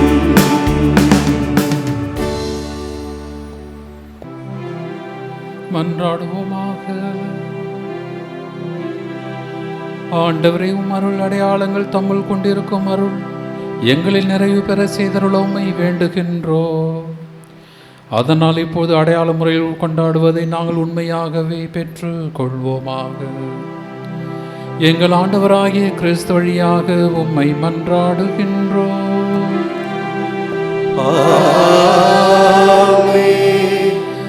ஆண்டவர் உங்களோடு இருப்பாராக. ஆன்மாவோடும் இருப்பாராக. கிறிஸ்துவில் அன்பு நிறை சகோதர சகோதரர்களே, இந்த நாளிலே உங்களோடு இணைந்து திருப்பலி நிறைவேற்றியதற்காக இறைவனுக்கு நன்றி செலுத்துகின்றேன். என்னை வாஞ்சியோடு அழைத்து உங்கள் அருட்பணியாளர் செல்வ பலாமின் அவர்களுக்கு சிறப்பான நன்றியை சமர்ப்பிக்கின்றேன். இந்த மறை தூது பணியகம் தேசிய அலுவலகம் பெங்களூரில் இருக்கின்றது. இப்போது நீங்கள் கொடுக்கின்ற காணிக்கைகள் மறை மாவட்டத்தின் வழியாக தேசிய அலுவலகத்தை வந்து சேரும். ஒவ்வொரு ஆண்டும் இந்திய திருச்சபையில், இந்திய திரு அவையில் 174 மறை மாவட்டங்கள் இருக்கின்றன. 174. நாம் எடுக்கின்ற இந்த காணிக்கைகள் நமது தேவைக்கு, இந்திய திரு அவை தேவைக்கு 30% மட்டுமே. இன்னும் 70% இன்னும் நாம் பிறரை நம்பி இருக்கின்ற ஒரு சூழல். பிற நாடுகளிலிருந்து நமக்கு உதவிகள் வந்து கொண்டிருக்கின்றன. இன்றைக்கும் ஏறக்குறைய 70% பிற நாடுகளிலிருந்து நமக்கு கிடைக்கப்பெறுகின்றன. அவர்களுக்காகவும் இந்த நேரத்திலே சிறப்பாக ஜெபிக்க உங்களை அன்போடு கோருகின்றேன். நீங்களும் இந்த உலகளவு திருச்சபையினுடைய வளர்ச்சியிலே பங்கு கொள்ளுகின்றீர்கள். நீங்களும் பங்காளிகளாக இருக்கின்றீர்கள் என்பதை நினைத்து நாம் பெருமைப்பட வேண்டும், கடவுளுக்கு நன்றி செலுத்த வேண்டும். எனவே நீங்களும் உங்களுடைய குடும்பங்களும் இறைவனுடைய இந்த நற்செய்தி அறிவிப்பு பணியிலே முழுமையாக பங்கெடுக்க ஒரு கருவியாக உங்களையே நீங்கள் ஆக்கிக்கொள்ள வேண்டுமாய் இந்த நேரத்தில் உங்களை அன்போடு கேட்டுக்கொள்கின்றேன். உங்களுடைய பிள்ளைகளையும் இந்த பேருண்மையோடு வளர்க்க உங்களை அன்போடு அழைக்கின்றேன். ரொம்ப சந்தோஷமாக இருந்தது. அதாவது பிள்ளைகள் இந்த காணிக்கை செலுத்து குழந்தைகள் வந்து அப்படி தான் வளர்க்கணும். ஏன்னா வழக்கமாக அவங்களுக்கு எதுக்கு கொடுக்குறேன்ட்டு அவங்களுக்கு தெரியாது. இப்படி நீங்கள் வளர்த்தீர்கள் என்றால் பிறகு இந்த பிள்ளைகள் உங்களையும் தாங்கும், உங்களையும் தூக்கி பிடிக்கும்.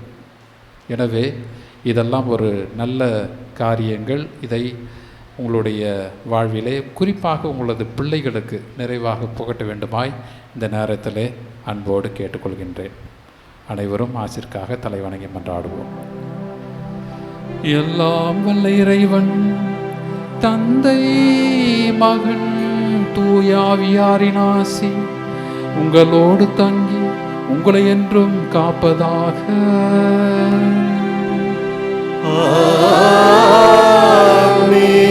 சென்று வாழ்வோம். திருப்பலி முடிந்தது. இறைவனுக்கு நன்றி.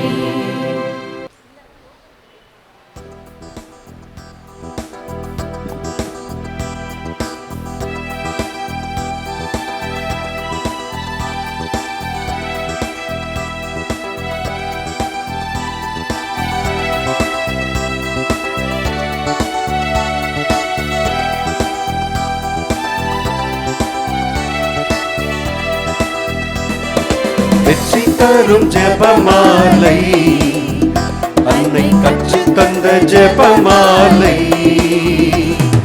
வெற்றி தரும் ஜெபமாலை, அன்னை கற்றுத் தந்த ஜெபமாலை. ஜெபிப்போம் ஜெபிப்போம் ஜெபமாலை ஜெபிப்போம், துதிப்போம் துதிப்போம் துயர் நீங்க துதிப்போம். ஜெபிப்போம் ஜெபிப்போம் ஜெபமாலை ஜெபிப்போம், துதிப்போம் துதிப்போம் துயர் நீங்க துதிப்போம். வெற்றி தரும் ஜெபமாலை, அன்னை கற்றுத் தந்த ஜெபமாலை.